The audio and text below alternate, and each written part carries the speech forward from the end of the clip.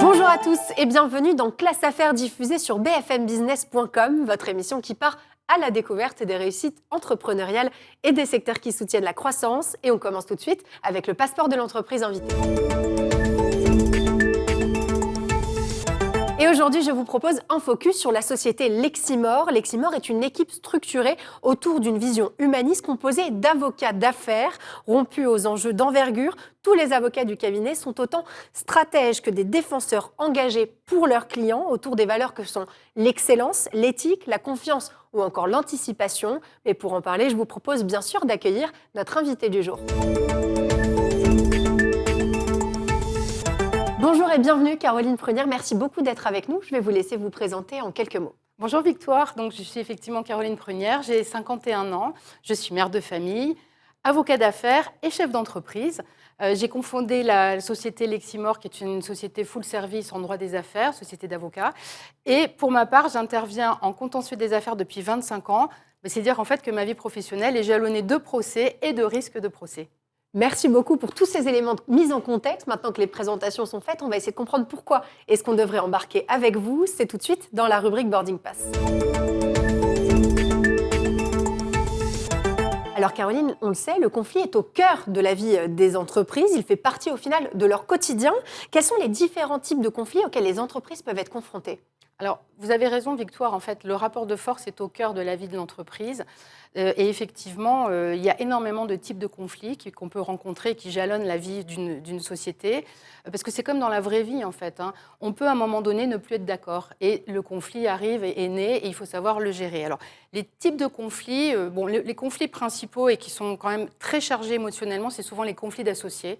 Le conflit d'associés, qui a donc une forte charge émotionnelle, qui peut dériver d'ailleurs en conflit, en procès en concurrence déloyale, puisque l'associé partant, évidemment, va créer une boîte concurrente. Il y a des types de conflits aussi qui sont les ruptures de partenariats stratégiques, qui peuvent être effectivement très aigus. Et puis là, actuellement, on a beaucoup de conflits qui relèvent en fait de la renégociation des prix dans les contrats avec les appels d'offres, puisque évidemment le contexte géopolitique fait qu'il y a des incidences sur le coût des matières premières et donc il y a des risques de conflit à chaque renégociation. Pour autant, moi je considère et on considère chez Leximor qu'il faut faire du conflit une opportunité.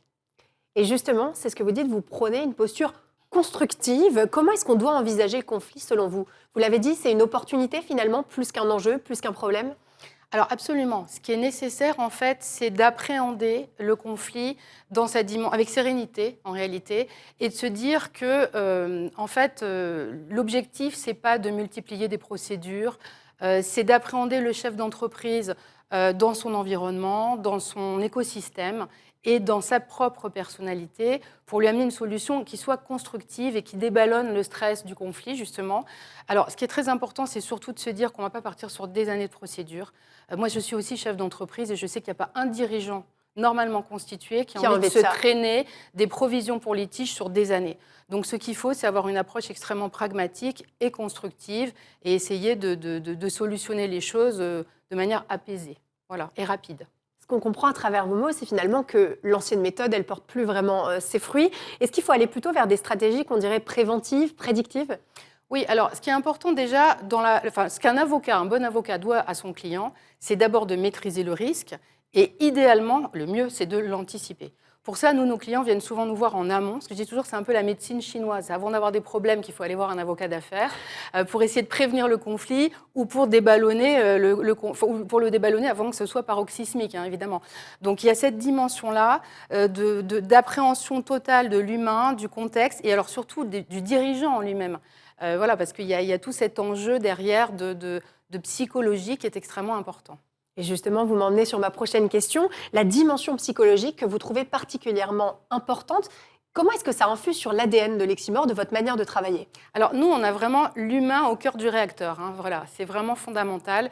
C'est en fait, les années de pratique vous invitent vous apprennent qu'un problème juridique un problème juridique identique, si vous voulez, ne sera jamais solutionné de la même manière en fonction de la psychologie du dirigeant. Ce qui compte, c'est appréhender un chef d'entreprise dans sa complexité et dans son unicité. Parce que c'est avant tout un être humain. Et c'est avant tout un être humain. Donc la dimension psychologique, elle est fondamentale. Et ce que je trouve extraordinaire, c'est de voir, et passionnant dans notre métier, c'est de voir que pour un problème identique, justement, on va avoir des solutions juridiques totalement différentes en fonction justement de la psychologie du dirigeant. Et donc vous allez sur du sur-mesure finalement pour chaque dossier. Alors systématiquement, chez nous, c'est vraiment le sur-mesure. D'ailleurs, Leximor, ça veut dire avocat et bien plus. Donc avocat, pourquoi? Parce qu'évidemment, quand on va voir un avocat, c'est le b.a.-ba, c'est l'excellence juridique, la compétence juridique. Mais ensuite, il faut beaucoup d'autres qualités et compétences précisément pour apporter la solution la plus adaptée au client, à son entreprise, voilà, et le prendre dans son écosystème. Merci beaucoup pour toutes ces précisions. Je vous propose maintenant de passer à votre prochaine destination. Alors parmi les sujets d'avenir, parmi les sujets sur la table dans votre secteur, il y a la négociation et puis la médiation dont on entend beaucoup parler. Au final, c'est une manière de faire du sur-mesure toujours? Absolument. En fait, la négociation, alors elle est déjà très présente, mais c'est vraiment ce que je privilégie au départ, en première intention. Alors la négociation, c'est pas n'importe quel type de négociation, parce qu'on pense souvent, et c'est d'ailleurs très occidental, que la négociation, c'est un rapport de force et que donc il faut écraser l'autre et que c'est comme ça qu'on va arriver à négocier.